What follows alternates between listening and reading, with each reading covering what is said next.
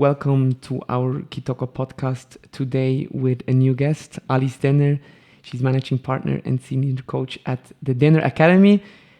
They're based in Berlin and they're also experts in organization development and change management. And today in this podcast, we will look at the approach of Introvision Coaching. It's a really effective mindfulness technique with which one can permanently dissolve inner blockages and obstacles. I already experienced this methodology and I was quite inspired. So I'm really fascinated what we're going to discuss today with Alice. Welcome to the podcast, Alice. Hey everyone, I'm very much looking forward for this podcast, and even though we're digital, so there's some distance between, I'm looking forward,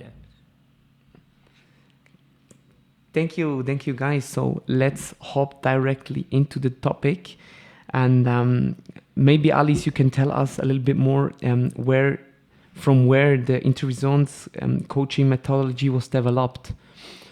The methodology was developed by Professor Dr. Angelika Wagner at the University of Hamburg, and she researched the stress of teachers and pupils and found out that whenever we are really in a stressful situation, our brain is occupied by looking for all the details of the situation.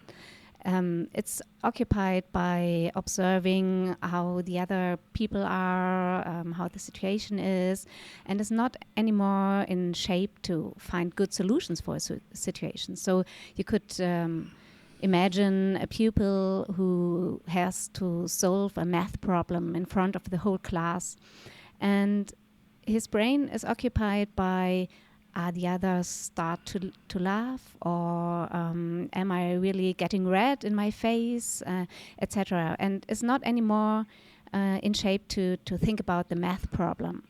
And this feels really stupid to this pupil and really embarrassing. And this is happening whenever we come into stress. And this was the starting point for Angelika Wagner to invent the method of Introvision.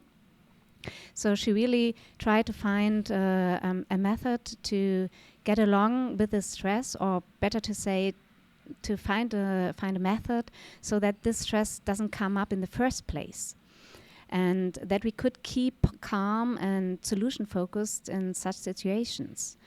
And so she developed this method of Introvision coaching, and within our academy, at Dehner Academy, we developed it further, because the process of Introvision was a quite long process to learn, and it was too long for business coaching. So we included stuff from transactional analysis and mindfulness based stress reduction, so to really shorten the process and to get along better with it within business coaching. Thanks for bringing this question forward, Arno, and for the explanation, the definition. So you further developed it in a short time.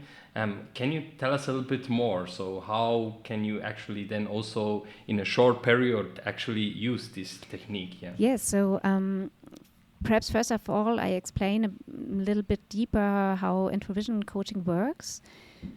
As Arno already told, it's an approach to overcome inner stress and blockages. And whenever we come into stress, we have so-called inner imperatives. So you could imagine again this poor pupil trying to solve this math problem in front of the class. And it felt so embarrassing for him that perhaps he developed an inner imperative that this should not happen anymore again. So it could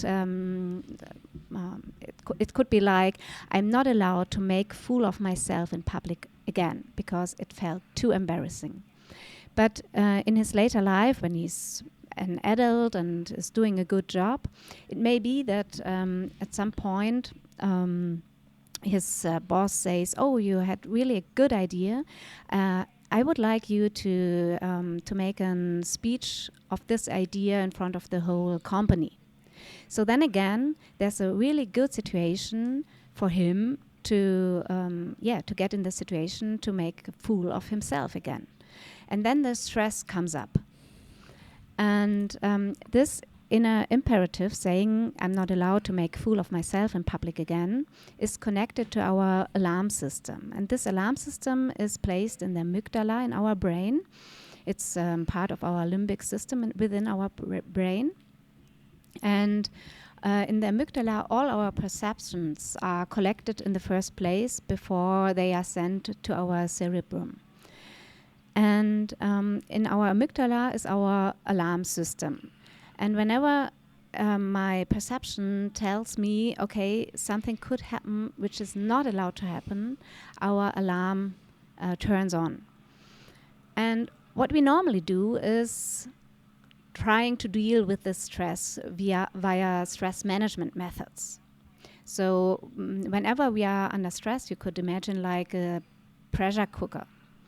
And with we have the stress, and the pressure cooker is really cooking hardly. And what we are doing with stress management methods is to try to work at the release valve of the cooker to get some pressure off the pot. And with Introvision, we don't want to get the pressure off, but we want to turn down the heat under the cooker so that the stress doesn't come up in the first place. So we want to disconnect this imperative that something is not allowed to happen or something must happen from our alarm system. And this works because our alarm system is really invented and really helpful for my physical survival.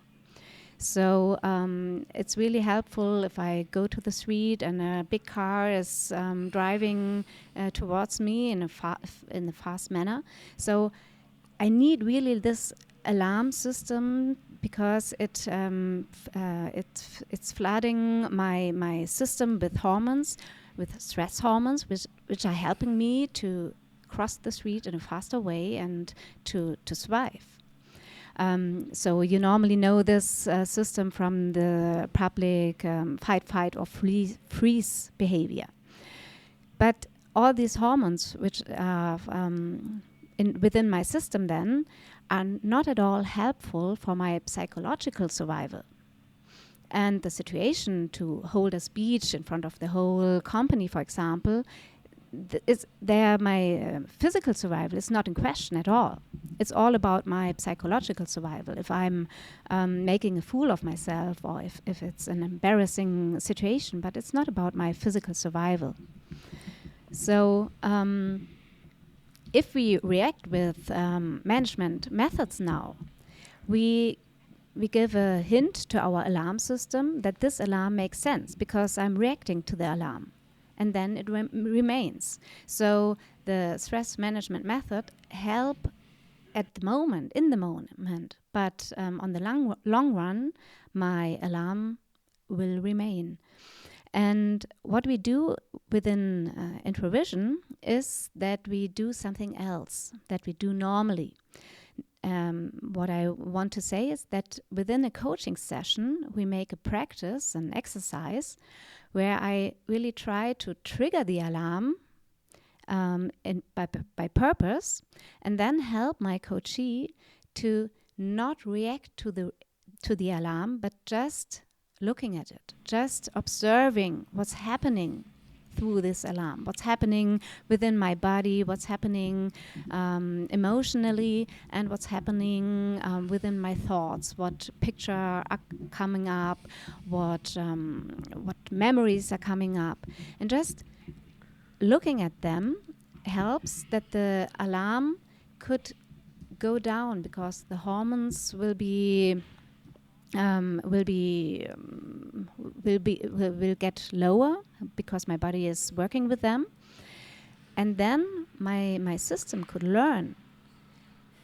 The alarm went down, and I did nothing, and I'm still alive. This alarm makes no sense at all, because it takes a lot of energy out of me, and I'm still surviving, so I don't need this alarm anymore. And then this imperative, this feeling of I'm not allowed to make a fool of myself, for example, could disconnect from my alarm system, and then I could really be calm in situation which stressed me in the first place a lot.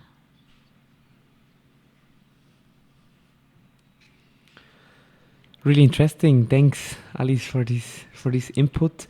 Before we actually come closer to how this profound method really function, I'm really curious if you can tell us some other examples for imperatives. Not getting the full of myself was one. Do you have other example of possible imperatives for the people out there? Maybe they got catched out of these examples. What I really see quite often at clients is the imperative or the fear of not being good enough. So, for example, the imperative, I'm not allowed to be not good enough. I have to be good at all times. Or sometimes even the people have the feeling being not good enough and really fight for making a great job. But inside, there's always the fear that at some point, someone will discover that I'm not good enough at all. And this is also a big fear. So the imperative would be, it should not happen that someone finds out that I'm not good enough in the end. Another big theme is failure. So the thing about failing within a project, for example, is a big fear also. Also, I'm not allowed to fail. I'm not allowed to be unsuccessful. It's quite often within the business world for managers, for example. And this creates loads of stress for the people.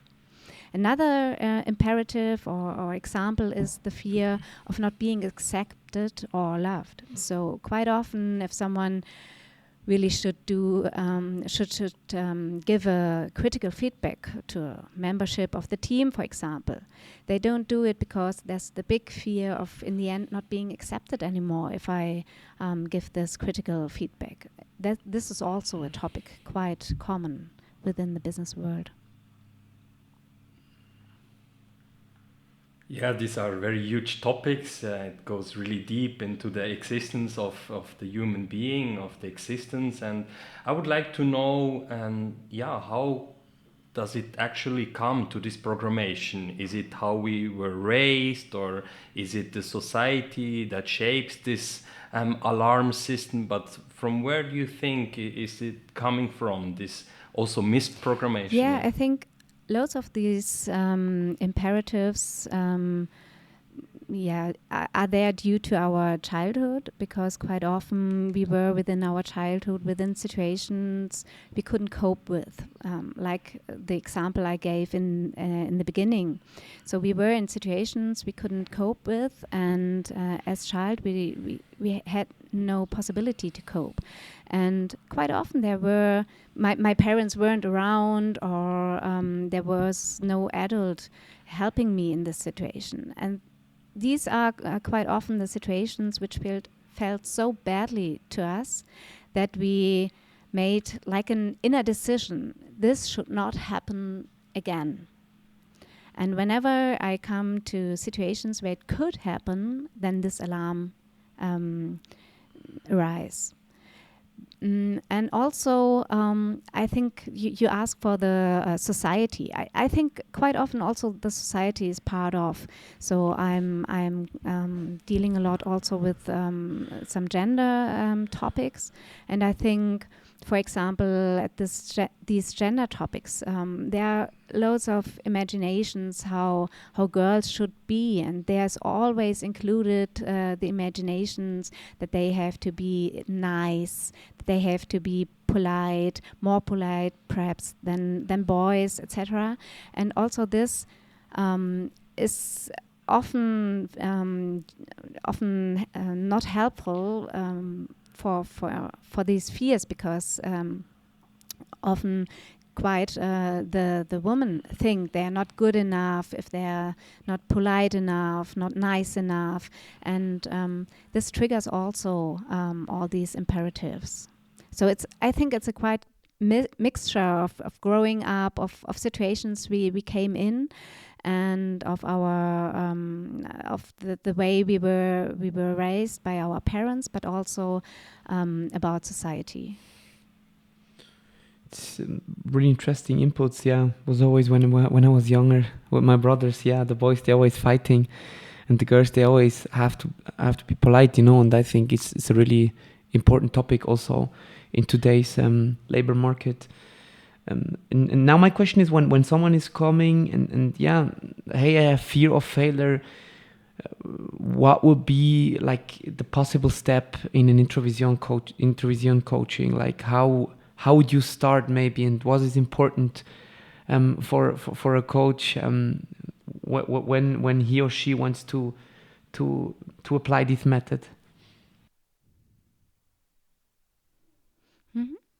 So if someone, for example, comes with the fear of failure, then normally if I decide to work with Introvision Coaching, then first of all I explain what's happening within our brain. So because quite often if I work to managers, they have the feeling of, I'm not allowed to have a fear of failure.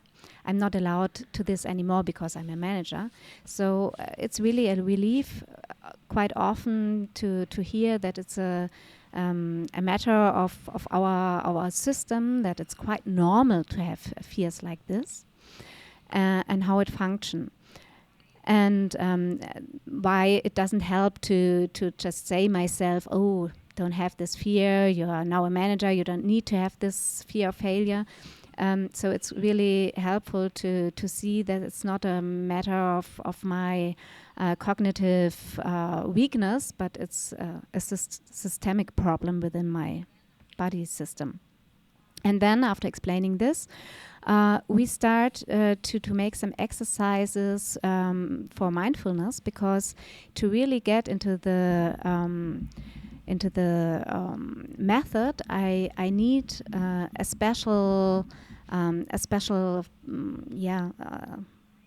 perception. It's called the wide perception, where really not focus to one thing, but really have a wide perception where I could see many things at the same time, because this is a part of mindfulness, this wide perception, and it's really helpful to look at an alarm when it comes up. If I'm in this wide perceptions, it's possible to just really observe the alarm, and not only just feeling it. And also this wide perception helps me to do it in a not judgmental way, and not to start to try to understand what's happening in there, or start to tell myself, oh, stop having this fear or something. So it's really important to have this wide perception, to get there, to just observe an alarm. And after doing exercises for the mindfulness or wide perception, I start to talk to my client to find out what triggers his alarm. What are his words? He's telling himself what's not allowed to happen, or what have to happen. So perhaps it's I'm not allowed to fail, but I really need the words this person uses normally. And then out of these words, I could make my exercise. If I found my words, then I do this introvision exercise. It's an exercise of 8 to 10 minutes, where I first of all help the other person to come into this mindfulness wide perception. So I start with the body, just to observe the body, and then to come to the emotions, to observe the emotions, and then the thoughts, and then come to this wide perceptions, observing all three levels: the body, the emotions, and the thoughts. And then I try to trigger the alarm by saying a sentence, for example, like, it might happen that I fail. And if I worked out a good trigger in before, then normally I really trigger the alarm, and alarm reactions will come up. And then I help my client to just observe all these reactions without interfering, without trying to understand anything, without changing anything, just observing it. And then normally the alarm comes down, and after 8-9 minutes, I finish the exercise and bring back my client into the room, and then we talk about it. And if it worked, then normally in the beginning of the exercise, when I first triggered the alarm, there was an alarm on a if I take a sizing method, like 10 points was a total alarm, it really felt horrible, and a 0 is there was nothing, then normally there was an alarm in between 6 and 9 or 10. And if it works, then in the end, just at the end of the exercise, it went down to a 4, for example. So this shows me that it was the beginning of disconnecting this imperative from my alarm system. So, and then I normally make a record of this exercise, and I send it to my client so that he could exercise himself for 2 weeks, for example. That's a good time. I can totally understand how the methodology works, as I also did the education in coaching capacities. And for me, the question that I have when there is someone listening to our podcast and it doesn't sound too welcoming to trigger my alarm system, and it needs a lot of courage, it needs a lot of trust also, and yeah, to actually allow this can also trigger heavy emotions, because there is a reason why people usually don't look at what is triggering them. So how can you actually encourage people to look at that, and what is also the benefit, and what does it need for someone that comes to a coaching? Because from the outside it can be very frightening, or also the risk of getting overwhelmed. Yeah, that's a really good question. So in the first step, I think that that the coaching begins not in my first coaching session. The coaching starts at the moment someone decides to go to a coach. And I think there the first idea of I want to change something in my life or in my business life increases. So there normally the courage starts to change something. But then in the second step, like you said, it's really important that there's a good trust in between the coach and the coachee. So if I have this trust, then normally the people start to increase their courage to really face their deep emotions and fears. And also, if they really connect to this method, if they really have a blockage like I'm fearing to fail, or I'm fearing not being good enough or something, and they see that with the help of this method they could overcome this fear and get so calm within situations which were stressful before, they really are curious normally and say, okay, it sounds like hard stuff and hard work, but if it works in the end, it makes sense to me, because if you could be calmer in situations which were stressful before, it's really an aim, totally helpful for everybody, and also to get more possibilities of actions. Normally, if I'm in stress, I'm acting always in the same way, and often in a way I don't like. Often we say after situations, oh, I really not wanted to react like this again, but I did it again. And if I solved such a blockage, I could react in another way, and this also is really helpful to change something in my life or in my business world. Yeah, it's really interesting. Also for me, I experienced that, and I think the experience was really intense. I also closed the eyes, and to all the listeners out there, you have to imagine then the coach is face to face on you, and is all the time commenting things and telling you, hey, keep this attitude of the wide view, of the wide objective, and then suddenly this imperative, this sentence comes.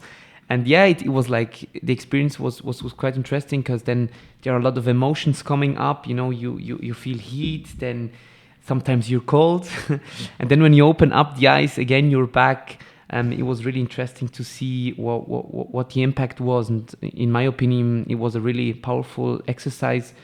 But nevertheless, it was also important to be open to the process. And I think for all the coaches out there, it's important that you don't use the methodology, this method, not in the beginning, I think, at the first session, because it's quite intense, actually. And that was also my experience, maybe to add on it,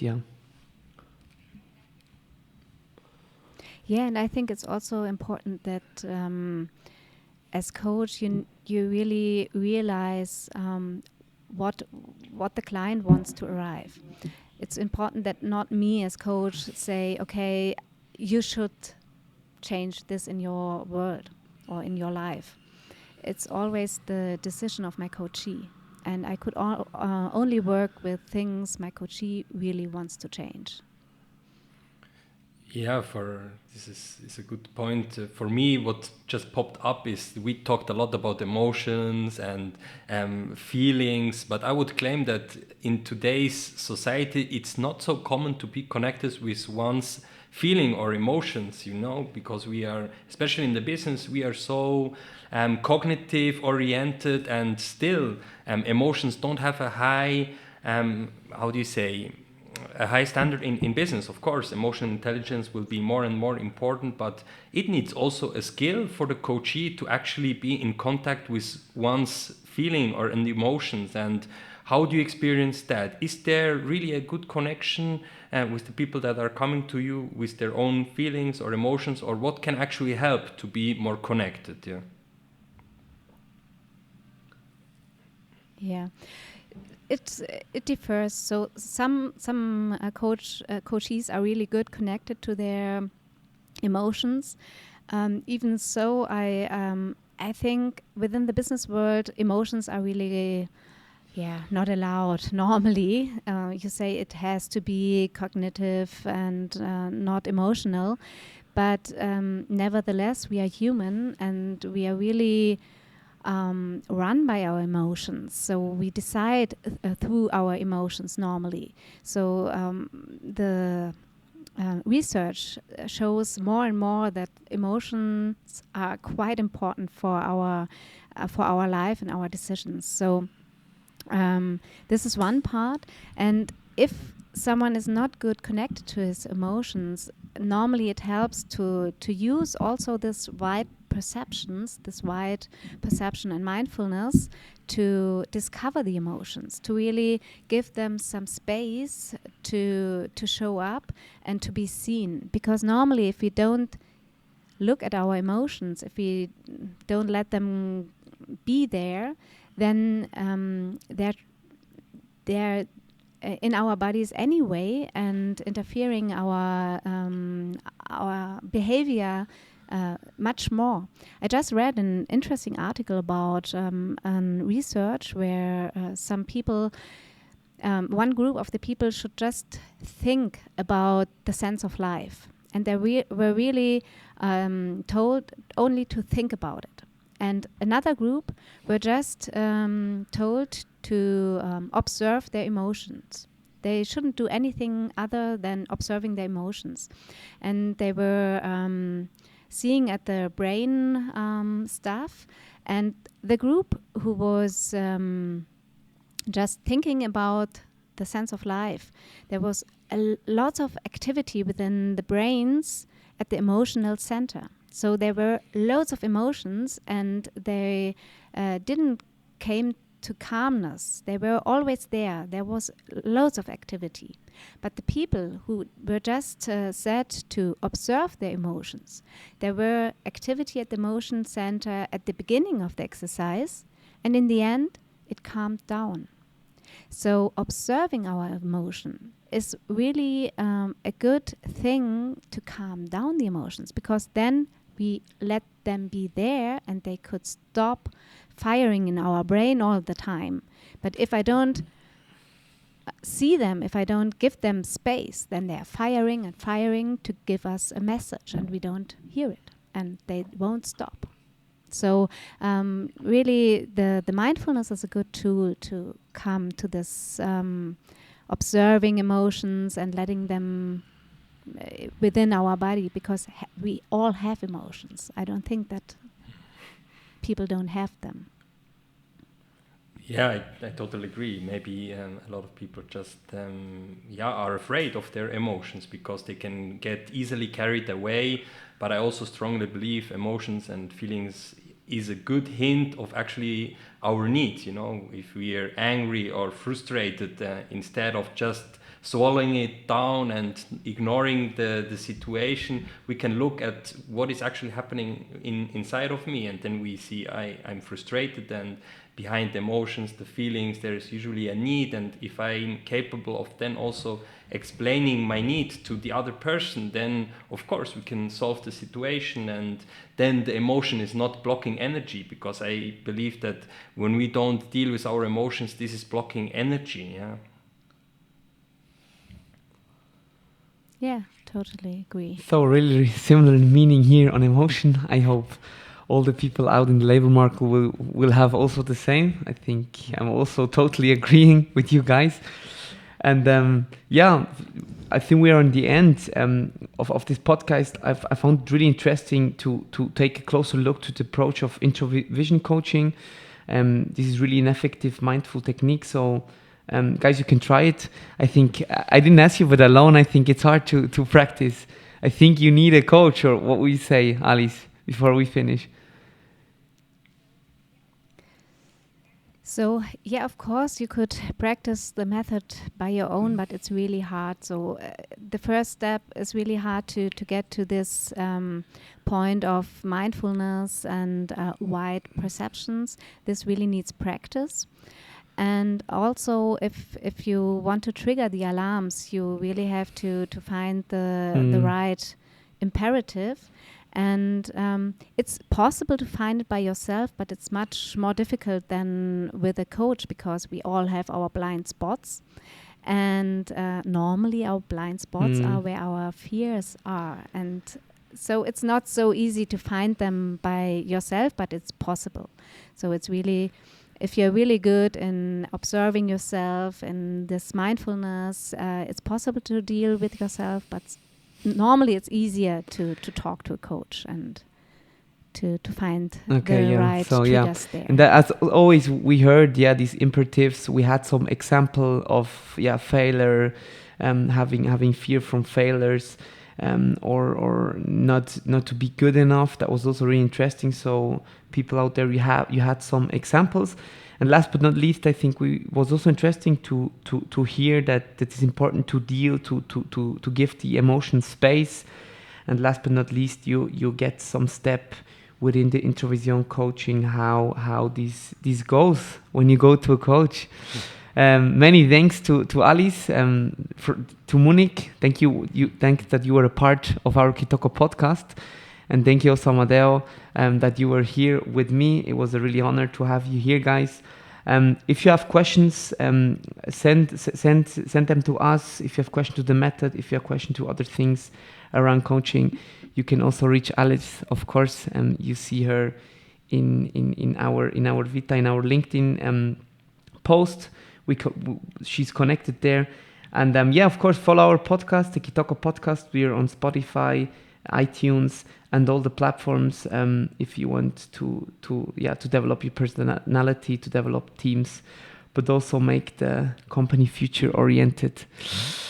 Thank you, Alice. Have a nice day to you guys, and I wish you all the best out there.